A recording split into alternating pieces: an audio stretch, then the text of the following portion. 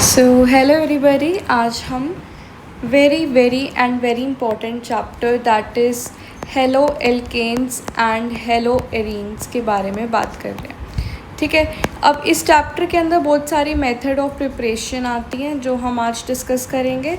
ठीक है, and after discussing everything हम उसे लास्ट में यहाँ समराइज़ भी कर देंगे। ठीक है, तो सबसे पहले हम स्टार्ट करते हैं। इसमें जितनी भी मेथड ऑफ प्रिपरेशन है उसे हम रीड करेंगे एंड साइड बाय साइड हम यहाँ पे जो एनसीईआरटी है उससे भी रीड करेंगे। ठीक है, एंड देखते रहेंगे कि कोई भी पॉइंट हमारा मिस तो नहीं हुआ।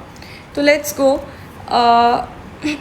यस, देखो सबसे पहले जो टेस्ट हमारे पास आता है वेरी इम्पॉर्टेंट, वो आता है हमारे पास ल्यूकास टेस्ट। ठीक है, ल्यूकास टेस्ट जो है वो ऐसा वैसा टेस्ट नहीं है। ठीक है, ये एक ऐसा टेस्ट है जिसका एक ऑब्जेक्टिव है, और वो ऑब्जेक्टिव क्या है? तो वो ऑब्जेक्टिव है to distinguish between what 1 degree 2 degree and 3 degree alcohols. Alcohols के बीच में डिस्टिंग्विश करना is the main objective of Lucas test. ठीक है, तो 1 degree 2 degree and 3 degree alcohols के बीच में डिस्टिंग्विश करना is the main objective of Lucas test. ठीक है, अब ल्यूकास टेस्ट में हम ल्यूइस एसिड का यूज़ करते हैं। ठीक है, ल्यूइस एसिड जो हमारा एज अ कैटलिस्ट परफॉर्म होता है वो होता है ZnCl2। इम्पॉर्टेंट है, मार्क कर लोगे। तो ZnCl2 is the Lewis acid. ठीक है, ल्यूइस एसिड कौन आ गया हमारे पास? ZnCl2। अब हम क्या करते हैं ल्यूकास टेस्ट में? ऑब्जेक्टिव समझ में आ गया। मेन हमारा काम क्या होगा कि हम 1 degree 2 degree and 3 degree alcohols के बीच में डिस्टिंग्विश करेंगे। सबसे पहले अब हमने एक एल्कोहल लिया, ये एल्कोहल हमारा 1 डिग्री है। कैसे पता चला? जो एल्कोहल है OH है, उसके साथ वाला कार्बन एक ही कार्बन से अटैच्ड है, ये 1 डिग्री हुआ। ठीक है, अब इसमें हम देख सकते हैं कि जो जब हमने इस एल्कोहल को R ग्रुप और साथ में एल्कोहल, ठीक है, इसे रखा with HCl and ZnCl2 that is Lewis acid. ठीक है, एसिडिक लुइस एसिड के पास रखा तो हमारे पास क्या हो रहा है कि ये OH ग्रुप इतना बाहर जा रहा है और ये Cl हमारा सब्सटीट्यूट हो रहा है ना। तो ये हमारा CH3CH2Cl प्लस H2O बन गया। ठीक है, तो ये ZnCl2 का काम क्या था? मेन तो यही हुआ ना कि इतना पार्ट हट गया, दैट इज़ H2O हट गया और Cl हमारा इस बॉन्ड पे लग गया। Then what is the work of this ZnCl2? तो ZnCl2 helps in breaking of C carbon and oxygen bond. यहाँ पर जो कार्बन का और ऑक्सीजन का ये जो बॉन्ड है, इसे तोड़ने के लिए हमने जो यूज़ करा है as a catalyst that is ZnCl2 that is Lewis acid. अब देखो, ये जो हमारा प्रोसेस हम पढ़ रहे हैं पूरा, ये हमारे ग्रूव्स प्रोसेस भी हम इसे कहते हैं। तो Lucas test is a part of Groves process. ठीक है, एक ही चीज़ है। अब देखो इसमें क्या हो रहा है ना कि जब हम ये रिएक्शन परफॉर्म कर रहे हैं 1 डिग्री एल्कोहल और एल्काइल ग्रुप जो है, इसके साथ जब हम रिएक्शन परफॉर्म कर रहे हैं तो हम देख रहे हैं कि हमें कुछ हीट भी प्रोवाइड करनी पड़ रही है। तो हीट हम क्यों दे रहे हैं? हीट हम इसलिए दे रहे हैं क्योंकि रिएक्शन रूम टेम्परेचर पे नहीं हो सकता। तो जो देखो, जब भी इसमें जो रिएक्शन हमारा कंप्लीट हो रहा है या नहीं, उसे हम चेक करते हैं थ्रू टर्बिडिटी। टर्बिडिटी होता है कि हमारा रिएक्शन में मिल्कीनेस आ गई, क्लाउडीनेस आ गई। ठीक है, पूरा क्लियरली जब वो अपीयर नहीं हो रहा होता, धुंधलापन आ जाता है, उसे हम कहते हैं टर्बिडिटी। ठीक है, तो इस रिएक्शन में जो ये 1 डिग्री वाला है एल्कोहल और वाला ग्रुप, इसमें हम देख रहे हैं कि जब हमने 1 डिग्री वाले कार्बन के साथ रखा, ठीक है, तो हमें हीट देनी पड़ी। और हीट हमने इसलिए दी क्योंकि जब हम हीट देंगे तभी हमारा रिएक्शन पूरा होगा और तभी हमें टर्बिडिटी मिलेगी, दैट इज़ मिल्कीनेस, क्लाउडीनेस। ठीक है, या फिर सोल्यूशन पूरा क्लियरली दिखता नहीं है। ठीक है, वी कैन से धुंधलापन सा हो जाता है। ठीक है, अब इसके बाद हम देखते हैं देखो ये जो हमारा रिएक्शन होता है ये हमारा फॉलो करता है SN2 मैकेनिज़्म। ये SN2 मैकेनिज़्म क्या है तो ये हम बाद में पढ़ेंगे। ये एक न्यूक्लियोफिलिक रिएक्शन का एक पार्ट है, ठीक है, यूनिमोलिकुलर न्यूक्लियोफिलिक रिएक्शन। तो ये जब हम पढ़ेंगे तब SN2 पढ़ेंगे। बट ये जो मैकेनिज़्म है it is a part of SN2 mechanism, ठीक है। तो ये साइड पे बस लिख सकते हो।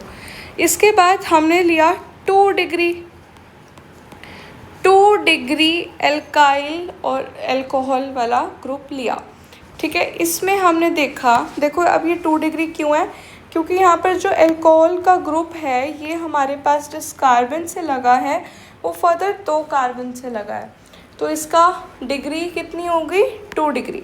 अब इसमें भी हमने सेम चीज़ करी, HCl लिया, ZnCl2 that is Lewis acid लिया, तो हमने वही देखा कि ये H2 हट रहा है और ये Cl इसके साथ लग रहा है।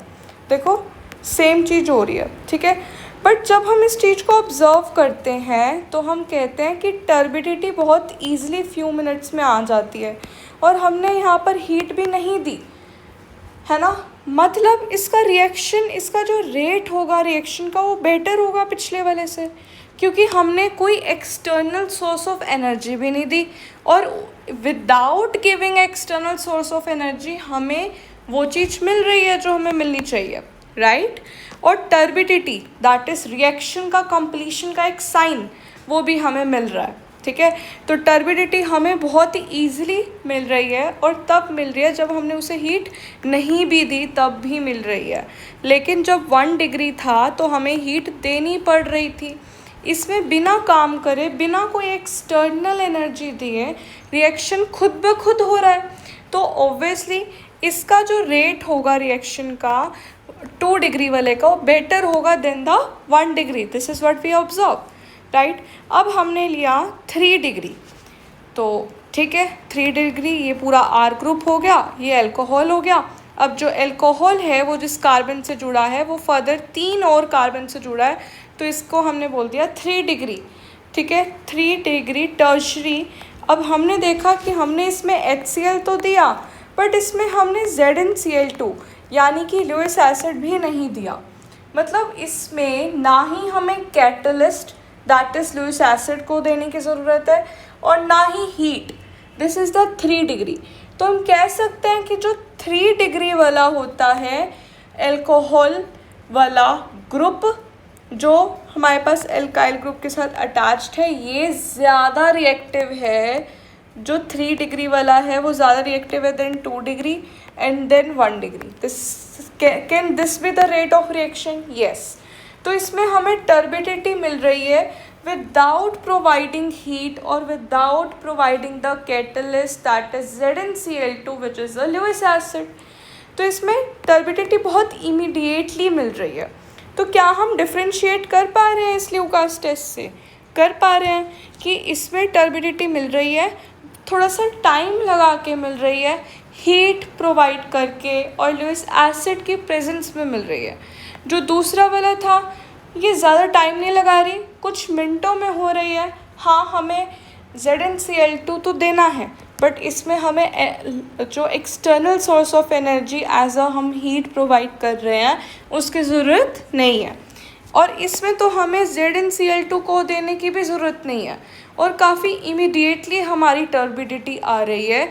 इसका मतलब कि 3 डिग्री का ज़्यादा रिएक्शन है। तो order of reactivity for alcohols हम कह देते हैं 3 degree then 2 degree and then 1 degree.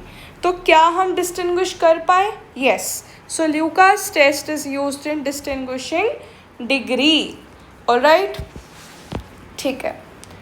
अब एक बार इसे हम NCERT से इतनी चीज़ को देख लेते हैं। Yes, just give me a second.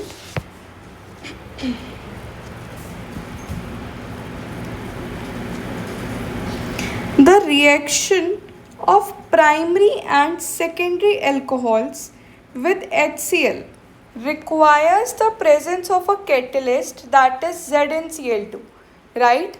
The reaction of primary and secondary alcohols with the HCl requires the presence of a catalyst ZnCl2. With tertiary alcohols, the reaction is conducted by simply shaking the alcohol with concentrated HCl at room temperature.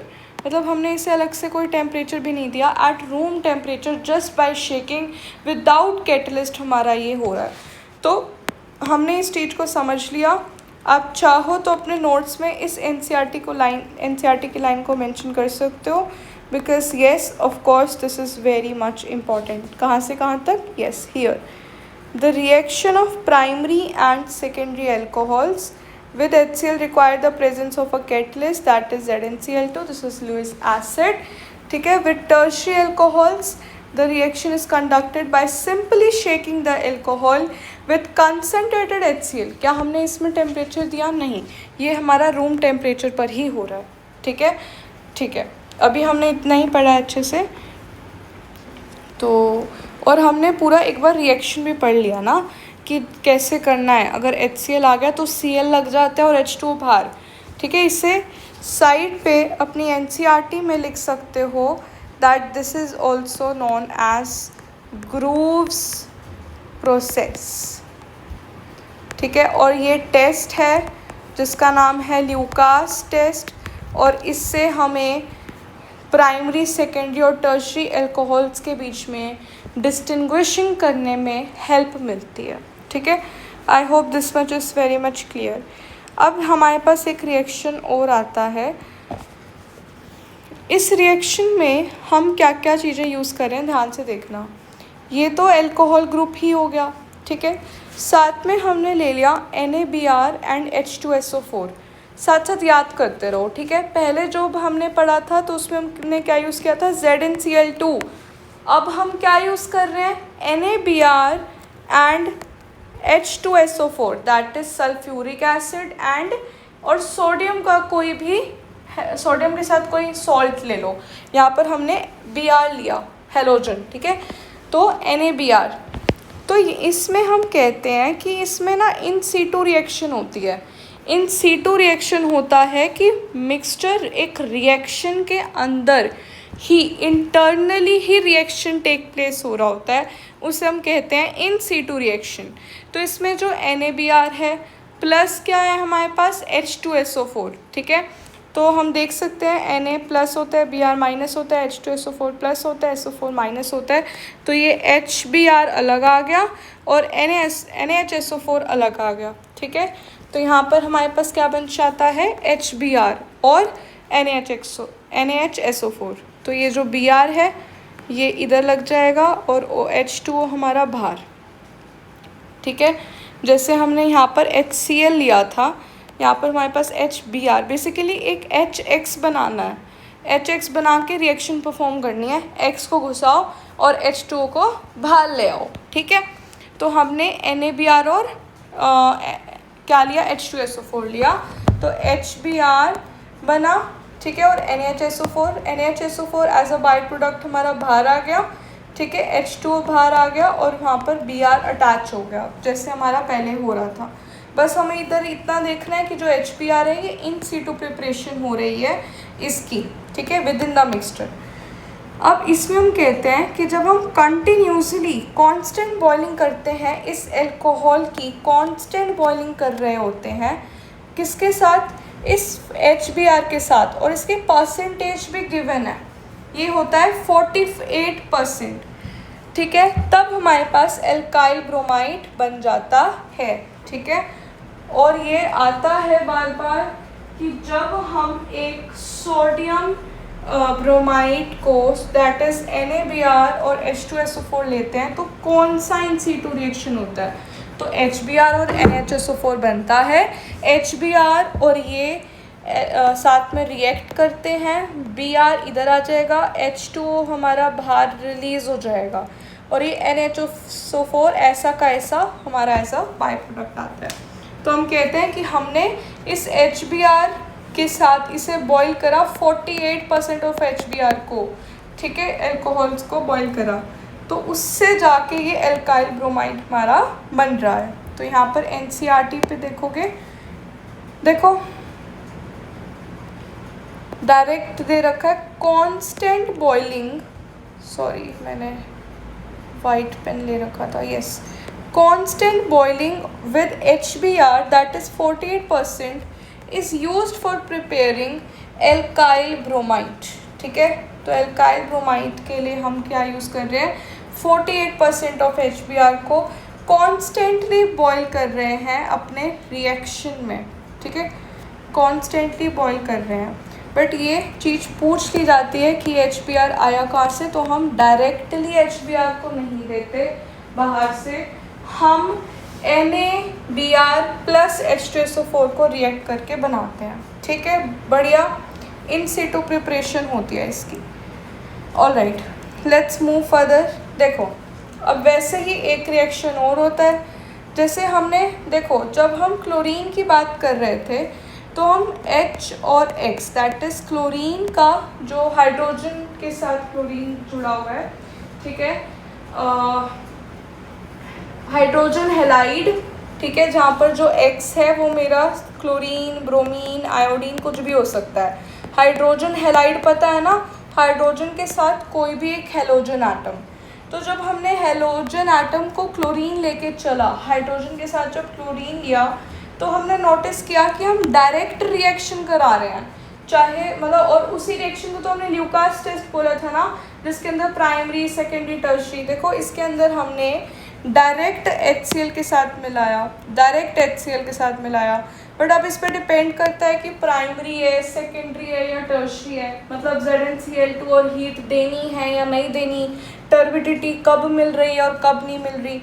पर जब हम halogen मतलब जो hydrogen halide है, उस halide में जब हम ब्रोमीन ले रहे होते हैं, तो हम जब HBr की बात कर रहे होते हैं बेसिकली, तो हम कहते हैं कि HBr हम डायरेक्टली यूज़ नहीं कर सकते। HBr को हमें इन सिटू वे में पहले प्रिपेयर करना पड़ेगा। तो यहाँ पर हमने प्रिपेयर करा NaBr और H2SO4 के साथ। तो और हमने कहा कि जब एल्कोहल को इस HBr के साथ, जो कि हमारा कितना है 48% ऑफ HBr के साथ, जब हमने कॉन्स्टेंटली बॉयल करा, तब जाके मेरे पास एल्काइल ब्रोमाइड प्रिपेयर हुआ। In the very same way देखो, क्लोरीन की बात हो गई, ब्रोमीन की भी बात हो गई, अब आती है बारी आयोडीन की। आयोडीन भी हमारा इन सिटू वे में प्रिपेयर होता है। उसमें हमने क्या लिया था बताओ, NaBr और H2SO4। अब हम H2SO4 नहीं लेंगे, आयोडीन के साथ हम रिएक्शन कराते टाइम H2SO4 को नहीं लेते हैं, ठीक है। उधर हमने सोडियम ब्रोमाइड लिया, इधर हम पोटेशियम आयोडाइड लेंगे, और साथ में फॉस्फोरिक एसिड H3PO4 लेंगे, ठीक है। इसका रिएक्शन जब कराते हैं तो देखो ये K+I-, ये प्लस और ये माइनस, तो सीधी सी बात है कि HI और KH2PO4 बन जाता है। तो HI इसके साथ ये 95% ऑफ बॉइलिंग कांस्टेंट बॉइलिंग होती है, जिससे हमारा एल्काइल आयोडाइड बन जाता है, और ये चीज़ डायरेक्ट जो है रिएक्शन में एज अ प्रोडक्ट हमें मिल जाती है, ठीक है। और साथ में H2 तो रिलीज़ हो गई है ना। तो एक चीज़ हमें समझ में आई कि हमने H2SO4 को यूज़ नहीं करा। क्यों यूज़ नहीं करा? क्योंकि जो I- है, जब ये H2SO4 के साथ रिएक्ट करता है तो इसका ऑक्सीडेशन हो जाता है, तो ये I2 स्टेट में अपना पहुंच जाता है, ठीक है। तो यहाँ पर यही है that for preparation of alkyl iodides mixture of salt of iodide is not taken with sulfuric acid, that is H2SO4. This is because H2SO4 oxidizes I- to I2, ठीक है। I hope this much is clear, ठीक है। इसे एक बार हम NCERT से देख लेते हैं। तो देखोगे please, good yield of Ri may be obtained by heating alcohols with sodium or potassium iodide, चाहे सोडियम आयोडाइड ले लो चाहे पोटेशियम आयोडाइड ले लो, इन 95% ऑर्थोफॉस्फोरिक एसिड। उस एसिड का नाम क्या था? Orthophosphoric acid. This is orthophosphoric acid. कहाँ गया? यहाँ पे H3PO4, इसे लिख लो अगर नहीं पता तो, ऑर्थोफॉस्फोरिक एसिड, ठीक है। दिस इज ऑर्थोफॉस्फोरिक एसिड, ठीक है। तो ऑर्थोफॉस्फोरिक एसिड के साथ हमने क्या करा, लिया। ऑलराइट, फिर क्या कह रहा है, विथ सोडियम और पोटाशियम आयोडाइड इन 95% ऑर्थोफॉस्फोरिक एसिड, ठीक है। और ये तो पढ़ ही लिया। Order of reactivity of alcohols with a given hello acid 3 degree, 2 degree and 1 degree होता है। तो इतना पोर्शन हमने कर लिया, ठीक है। I hope this much is very much clear. Alright, अब यहाँ पर एल्कोहल्स की 2-3 रिएक्शन है छोटी छोटी, इसे भी देख लेते हैं। एक रिएक्शन होती है from alcohols using phosphorus halides, मतलब फॉस्फोरस होगा, उसके साथ कोई हेलोजन ग्रुप होगा, अब वो 3 होगा या फिर px5 होगा स्टेबल, ठीक है। अब हमने एक एल्कोहल लिया और यहाँ पर हेलोजन ये फॉस्फोरस हैलाइड लिया, तो चीज़ वही हो रही है कि एक जो Cl है वो लग जाता है और बाकी हमारे पास ये ऑर्थोफॉस्फोरिक एसिड रिलीज हो जाता है, बस इतना ही देखना है, ठीक है। इसमें भी देखो एक Cl लग गया, देखो PCl5, ये PCl5 का रिएक्शन ही दिखा रही हूँ। PCl5 में से एक Cl हमारा लग गया, बाकी जो है HCl और POCl3 बाहर, ठीक है। तो जो ये PB3 होते हैं, PI3 होते हैं, PBr5 होते हैं, PI5 होते हैं, these are prepared in C2। इसे भी देख लो, इजी है ये तो। यस, देखो यहाँ तक हो चुका था। अब यहाँ से phosphorus tribromide that is PBr3, triiodide that is PI3 are generally in C2 produced in the reaction itself, ठीक है। चाहे ये ले लो चाहे ये ले लो, या फिर PBr5 और PI5 ये भी हमारे इन C2 वे में प्रिपेयर होते हैं, ठीक है, bye the reaction of red phosphorus with bromine and iodine respectively. तो हमने फॉस्फोरस लिया, रेड फॉस्फोरस, और जब हम उसका रिएक्शन कराया विद ब्रोमीन एंड आयोडीन तो हमारे पास ये मिलते हैं। और कैसे मिलते हैं, इन C2 वे में मिलते हैं, ठीक है। और वैसे रिएक्शन तो समझ में आ ही गया ना कि कोई ऐसा है तो X को लगा दो और H3PO3 हमारा बाहर, ठीक है। PCl5 है तो एक Cl लगा दो, ठीक है, HCl बाहर आता है और POCl3 बाहर आता है।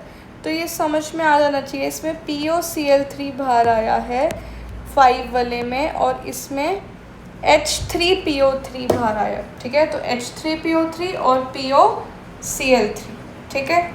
I hope this much is clear. फिर एक ये देख लो कि यहाँ पर हमारे पास रेड फॉस्फोरस और हमने क्या ले लिया था, हेलोजन। तो ये हमारा हमें पता है कि रेड फॉस्फोरस और हेलोजन जब हम प्रिपेयर करते हैं तो वो PX3 या फिर PX5 बनाता है। तो वही चीज़ है कि P और X तो बन जाएगा, ठीक है। तो रेड फॉस्फोरस और हेलोजन में भी at the end RX is the main product जो हमारा बन रहा है, ठीक है। वही चीज़ हमने पढ़ी है। तो ठीक है, अब यहाँ पर एक चीज़ लिखी है, चलो एक बार इससे देखना। From alcohols using thionyl chloride. Thionyl chloride क्या होता है, थियोनाइल क्लोराइड होता है SOCl2। SOCl2 याद कर लो, पहले लुइस एसिड याद कराया था, दैट वाज ZnCl2। फिर उसके बाद हमने वो पूरा याद करा था कि हमारे पास जब NaBr और H2SO4 होता है तो HBr बनता है। फिर एक हमने याद किया था कि जब Ki और साथ में हम क्या लेते थे, क्या हम H2SO4 लेते थे, नहीं, हम H2SO4 नहीं लेते थे क्योंकि ऑक्सीडेशन हो जाता था। H3PO4 ऑर्थोफॉस्फोरिक एसिड लेते थे तो Hi और KH2PO4 बनता था। फिर हमने ये चीज़ देखी कि जब हम PX3 के साथ रिएक्ट करते हैं, हाँ, तो X तो लगेगा तो साथ में H3PO3 बनता है, ठीक है। फिर इधर हमने देखा कि इधर POCl3 बनता है। फिर हमने देखा कि ये सारे इन situ वे में बनते हैं जब रेड फॉस्फोरस और हेलोजन को लेते हैं। बस अब ये आता है थियोनाइल क्लोराइड। थियोनाइल क्लोराइड होता है SOCl2, याद कर लो SOCl2 होता है थियोनाइल क्लोराइड। ठीक है, तो हमने अल्कोहल को लिया विद थियोनाइल क्लोराइड, तो इससे हमारे पास बन तो वही चीज़ रही है कि Cl लग रहा है पूरी चेन के साथ। ठीक है, क्या लग रहा है, Cl लग रहा है विद दी चेन। और साथ में इसमें ना क्या होता है कि SO2 भी हमारा बाहर हो जाता है और HCl भी बाहर हो जाता है। तो हम कहते हैं कि एक प्योर प्रोडक्ट मिल गया, क्योंकि उसके अलावा जो चीज़ें होती हैं वो हमारी इवॉल्व हो जाती है। ठीक है, SO2 गैस और HCl हमारी इवॉल्व हो गया। तो SOCl2 that is thionyl chloride. ठीक है, SOCl2 का जब हम रिएक्शन करते हैं अल्कोहल के साथ तो हम कहते हैं कि एक बहुत ही प्योर प्रोडक्ट को देता है। ठीक है, तो this is considered best method for separation of alkyl chloride. अगर एल्काइल क्लोराइड बनाना है तो जो बेस्ट मेथड है वो होता है थियोनाइल क्लोराइड का, क्योंकि जो बाई प्रोडक्ट्स मिलते हैं that is SO2 and HCl वो प्रेजेंट होते हैं गैशियस फॉर्म में, तो जो प्योर प्रोडक्ट्स हैं वो हमें प्रोड्यूस हो जाते हैं। ठीक है, और जो आपकी, चलो एक बार इसे भी रीड कर लो।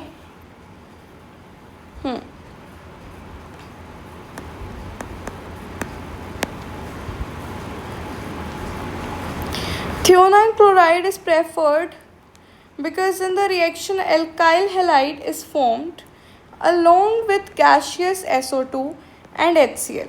The two gaseous products are escapable, hence the reaction gives pure alkyl halides. तो यहाँ से लेके यहाँ तक हमने पूरा रीड कर लिया है। ये लाइन क्या कह रही है, the hydroxyl group of N alcohol is replaced by halogen. हमने देख लिया हाइड्रोक्सिल ग्रुप दैट इज़ जो OH लगा होता है उसकी जगह पर हम X को लगा देते हैं on reaction with concentrated halogen acids, जब हम हेलोजन एसिड्स लेते हैं। ठीक है, जैसे हमने क्या लिया था HCl।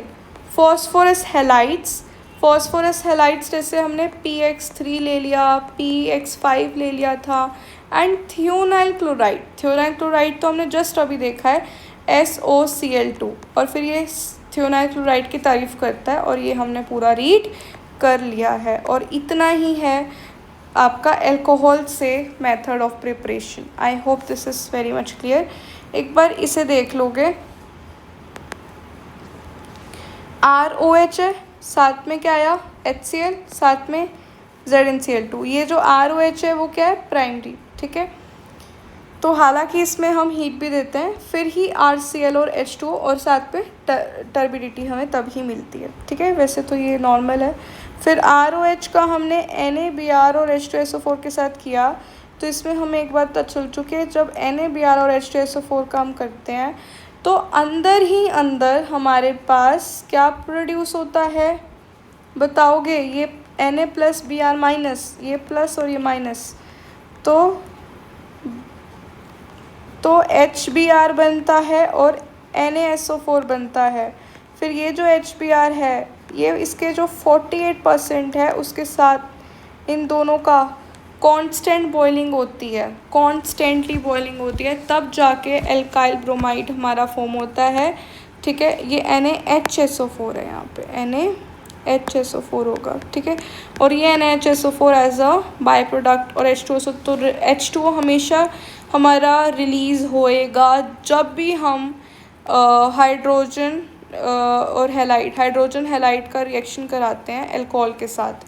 जब भी किसी HX का किसी ROH के साथ आप रिएक्शन कराओगे तो RX और H2O हमारा रिलीज़ होता हुआ दिख रहा होगा, ये हम देख चुके हैं। ठीक है, फिर ये देखो, ये भी हमने देख लिया PX3 के साथ, देखो 3RX H3PO3 हमारा बन रहा होता है, और इसमें ROH के साथ PCl5 तो RCl और POCl3 प्लस HCl हमारा बन रहा होता है। ठीक है, और जब हमने रेड P और ये लिया तो RX बन रहा होता है। ठीक है, और हमने यहाँ पर पढ़ा था कि ये फॉस्फोरस ट्राइब्रोमाइड, देखो phosphorus tribromide and triiodide are usually generated in C2, ठीक है। तो ट्राइब्रोमाइड और आयोडाइड हमारा इन C2 प्रिपेयर होता है, produced in the reaction itself by the reaction of red phosphorescent this, last में हमें RX मिल जाएगा, ठीक है। और ये हो गया हमारे पास जब हमने OH अल्कोहल के साथ, ये देखो थियोनाइल क्लोराइड का नाम बताओगे SOCl2, इसका रिएक्ट करते हैं तो RCl SO2 और HCl लेते हैं, जिसमें से ये दोनों हमारे इवोल्व हो जाते हैं। इसलिए हम कहते हैं कि ये बेस्ट वे है कोई भी क्लोराइड एल्काइल क्लोराइड बनाने का, क्योंकि ये हमें प्योर वे में मिलता है। ओहो cancel, yes, I hope this is very much clear, ठीक है, ठीक है। अब ठीक है, अब हमारे पास आते हैं hydrocarbon related method of preparation, ठीक है। अगर आप यहाँ देखोगे तो इसके बाद जो प्रिपरेशन है वो ये है हाइड्रोकार्बन वाले। चलो एक बार इसे भी रीड कर लेते हैं। The preparation of alkyl chloride is carried out either by passing dry hydrogen chloride gas through a solution, या तो ड्राई हाइड्रोजन क्लोराइड गैस को प्रोड्यूस कर लो, ठीक है, ऑफ एल्कोहल, और by heating a mixture of alcohol and concentrated aqueous. बस ये तो वही है। The above methods are not applicable for the preparation of aryl. हाँ, ये याद रखना, ये सारे जो हैं इनमें से एराइल हैलाइड किसी में नहीं बन रहा, कोई भी बेंजीन रिंग यहाँ पर नहीं है, ठीक है। हाँ, बस ये हम लास्ट में देखेंगे जब एराइल हैलाइड पढ़ रहे होंगे। मेन अब आप इधर से देखोगे फ्रॉम हाइड्रोकार्बन्स, ठीक है,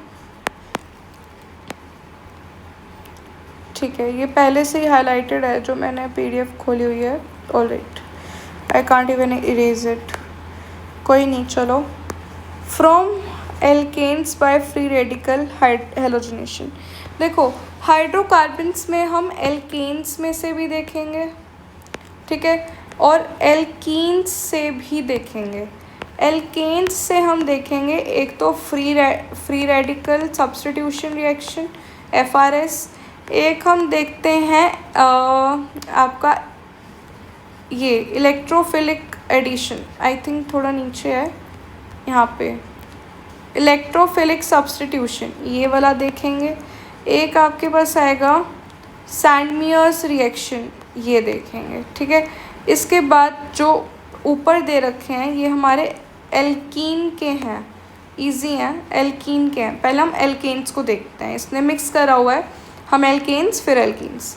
एल्केन्स में सबसे पहले दिया हुआ है दैट फ्री रेडिकल क्लोरीनेशन और bromination of alkanes give a complex mixture of isomeric mono and poly haloalkane which is difficult to separate as pure compounds.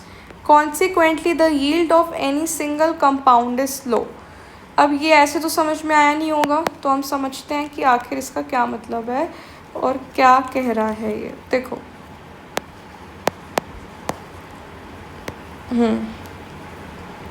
Here comes method of preparation of haloalkanes and haloarenes from hydrocarbon. सबसे पहले देखो हमने free radical halogenation reaction करा, ठीक है। हमने बहुत ही सबसे इजी कंपाउंड मीथेन ले लिया और साथ में Cl2 ले लिया, ठीक है, Cl2। Free radical substitution reaction को करने के लिए हमें लाइट देनी पड़ती है, ठीक है। इसमें क्या होता है कि जैसे Cl2 है तो Cl बॉन्ड टूट जाएगा, एक Cl मेरा सब्स्टिट्यूट हो जाएगा और जो H हमने लिया बाहर वो HCl के साथ बाहर आ जाएगा। तो देखो एक Cl लगा दिया और HCl। पर फ्री रेडिकल सब्स्टिट्यूशन रिएक्शन जो होता है वो लगातार ना चलता रहता है। जैसे अगर मैं फिर से इस कंपाउंड को Cl2 के साथ रिएक्ट करूं तो एक Cl मेरा इस हाइड्रोजन की जगह पर लगेगा और ये हाइड्रोजन फिर से बाहर जाके HCl मिला देगा, तो यहाँ पर 2 बन गए। अब मैं फिर से Cl2 कर दूँ तो एक हाइड्रोजन मेरा हट जाएगा और उसकी जगह पर Cl आ जाएगा, ठीक है। फिर से करूँ तो फिर सारे ही Cl वाले हो जाएंगे। तो ये रिएक्शन कितना लंबा चला देखो, ठीक है। अगर मैं Cl2 को प्रोवाइड करती रहूँ तो ये रिएक्शन होता रहता है। पहले हमारे पास एक Cl आया था तो इसे हमने कहा था मोनो हेलो कंपाउंड, क्योंकि एक हेलोजन लगा हुआ था। फिर जब 2 Cl आ गया तो मैंने इसे डाई हेलो कंपाउंड, क्योंकि उसमें 2 Cl आ गया था। फिर जब 3 Cl वाला हुआ तो मैंने उसे ट्राई हेलो कंपाउंड बोल दिया, क्योंकि उसके अंदर 3 Cl आ गया। फिर जब वो 4 Cl वाला हो गया मैंने उसे टेट्रा या पोली बोल दिया, क्योंकि उसके अंदर 4 आ गया। तो हम कहते हैं कि इससे तो प्योर कंपाउंड नहीं मिलेगा ना, ये तो कंटिन्यूसली मोनो डाई और फिर डाई के बाद पोली उसने कह दिया हमारा बन ही जा रहा है। देखो यही लाइन लिखी है, फ्री रेडिकल क्लोरीनेशन और ब्रोमिनेशन ऑफ एल्केन्स। इस फ्री रेडिकल के अंदर हम क्लोरीनेशन और ब्रोमिनेशन को प्रायोरिटी देते हैं। तो जो फ्री रेडिकल क्लोरीनेशन और ब्रोमिनेशन है एल्केन्स में, it gives a complex mixture of isomeric, देखो mono and poly haloalkanes. कभी मोनो और पॉली हम किसके रिस्पेक्ट में बोल रहे हैं, in the respect of halogen, ठीक है, which is difficult to separate as pure compounds. तो उसे हम as a pure compound separate नहीं कर पा रहे, तो इसलिए जो यील्ड है एक सिंगल कंपाउंड की वो लो है। जैसे इसमें मेरे को मेन तो ये वाला कंपाउंड चाहिए था, पर ये कंपाउंड फर्दर रिएक्ट कर रहा है जैसे ही Cl2 पास आ रहा है, तो इसकी जो यील्ड है वो कम हो रही है, ठीक है। तो इसलिए हम क्या करते हैं, हम majorly free radical substitution reaction में एक बार Cl2 से रिएक्ट करके मोनो हेलो कंपाउंड की ही फॉर्मेशन करते हैं। मेन हमारी प्रायोरिटी होती है कि एक बार करो रिएक्शन और एक मोनो हेलो कंपाउंड को बना दो, ठीक है। तो हमने ये देखो यहाँ पर पूरा एक R चेन ले ली, साथ में Cl2 ले लिया, साथ में लाइट ले ली। तो अब बात आती है कि एक हाइड्रोजन हटा के Cl लगाना है, तो कौन सा हाइड्रोजन हटाएं, यहाँ पे तो बहुत सारे हैं। देखो सिंपल सी बात है कि कभी भी ऐसा केस होता है तो हम टाइप ऑफ हाइड्रोजन को देखते हैं। जो टाइप ऑफ हाइड्रोजन है वो हमें बताते हैं कि कितने हमारे जो प्रोडक्ट्स हैं वो हमारे बनेंगे। इसमें अगर मैं देखूं तो जो ये वाला हाइड्रोजन है और जो यहाँ पर हाइड्रोजन है वो एक ही है, क्योंकि यहाँ वाला जो कार्बन है वो फर्दर देखो यहाँ से खाली है और यहाँ से इस पूरे बॉन्ड से जुड़ा हुआ है, CH2 एंड CH3। और जो यहाँ वाला कार्बन है ये यहाँ से खाली है और यहाँ पर पूरे CH3 से जुड़ा हुआ है, तो सेम ही तो हुआ। तो यहाँ और यहाँ पर हम अलग अलग नहीं लेंगे, एक बार क्लोरीनेशन करेंगे, ठीक है। और सेम इसका और इसका भी है, एक बार इधर देखो एक तरफ CH3 और एक तरफ CH2 है, और इसमें भी सेम चीज़, एक तरफ CH3 एक तरफ C2H5 है, ठीक है। C2H5 बताओ क्या होता है, थक गई मैं बोल के। बेटा CnH2n+1 जब करते हैं तो क्या बनता है, एल्कीन, एल्केन, एल्काइन, ठीक है। तो ये हो चुका है एल्काइल, ठीक है। तो यहाँ पर जब हम इसे Cl2 के साथ रिएक्ट कर रहे हैं और लाइट के साथ रिएक्ट कर रहे हैं तो हमें बात पता चल गई है कि एक बार हमें इधर क्लोरीन लगाना है, एक बार इधर लगाना है। चाहे ऐसे कर लो, चाहे एक बार इधर और इधर लगा लो, मर्जी है, पर दोनों में से कोई एक जगह। तो एक बार हमने जब इधर लगाया तो क्या बन जाएगा, ऐसे ही देख लो, एक हाइड्रोजन हट जाएगा तो CH2, इधर क्लोरीन लग गया और बाकी सारा सेम, ठीक है। और जब हम इधर लगाएंगे तो क्या हो जाएगा, ये तो सेम रहेगा CH3 और इधर हो जाएगा CH, साथ में Cl, CH2 CH3, बस देखो यही मैंने यहाँ पर लिखा है। अब बात आती है कि मेजर प्रोडक्ट कौन सा और माइनर कौन सा है, क्योंकि 2 प्रोडक्ट बने हैं। तो यहाँ पर देखो हम फ्री रेडिकल की बात कर रहे हैं, और फ्री रेडिकल का हमें पता है स्टेबिलिटी का ऑर्डर होता है 3 डिग्री, 2 डिग्री और फिर 1 डिग्री। तो यहाँ पर अगर हम देखें तो जो क्लोरीन है वो जिस कार्बन से जुड़ा है वो फर्दर 2 कार्बन से जुड़े हैं, तो इसकी 2 डिग्री है। यहाँ पर जो क्लोरीन है वो जिस कार्बन से जुड़ा है वो एक ही कार्बन से आगे फर्दर जुड़ा है, तो ये माइनर है, ये 1 डिग्री है। तो यहाँ से हम मेजर और माइनर डिफाइन कर सकते हैं। ये मैंने एक एग्जांपल लेके समझाया हुआ है कि फ्री रेडिकल सब्स्टिट्यूशन रिएक्शन क्या होगा। तो इसे एक बार रीड कर लो। इसमें मैंने वही कहा है कि देखो पहले हमें कितने प्रोडक्ट्स बन रहे हैं वो चीज़ देखने के लिए देखते हैं कि टाइप ऑफ हाइड्रोजन कितने हैं।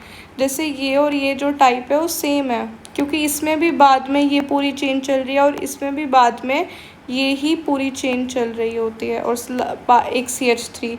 तो ये और ये सेम होता है, बट बाकी सारे कार्बन अलग हैं। तो यहाँ पर 4 प्रोडक्ट्स बन रहे होते हैं और वो हमने यहाँ पर बना दिए। ठीक है, हमेशा याद रखना कि फ्री रेडिकल सब्स्टिट्यूशन रिएक्शन के अंदर हम हैलोजन लेते हैं और साथ में लाइट भी लेते हैं। ठीक है, तो अब NCERT पे आ जाओ। तो NCERT ने यहाँ पर एक दिया हुआ है नॉर्मल सा कि ये आपका है कंपाउंड। हमने UV लाइट दे दी, हीट दे दिया, Cl2 दे दिया, और वही जो हमने प्रोडक्ट बनाया था एक ये और एक ये।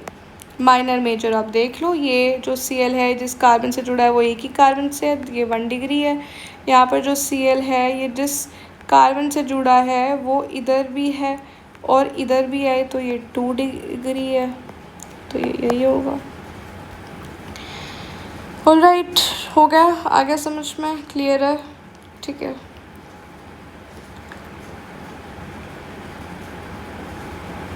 फिर हम ये पढ़ते हैं इलेक्ट्रोफिलिक सब्स्टिट्यूशन रिएक्शन।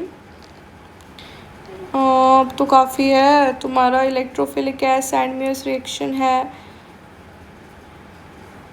अभी तो इसमें मैंने वो नहीं है क्या इसमें? हाँ ये रहा, एल्कीन्स है, ये क्या ऐड करा हुआ है। तो इसके बाद आएगी समरी। एक काम करते हैं, एक बार इधर ही एंड करूँ क्या सेशन? एक बार यहाँ तक रीड कर लो, फिर नेक्स्ट क्लास में हम फर्दर देखो। ये तो पढ़ लिया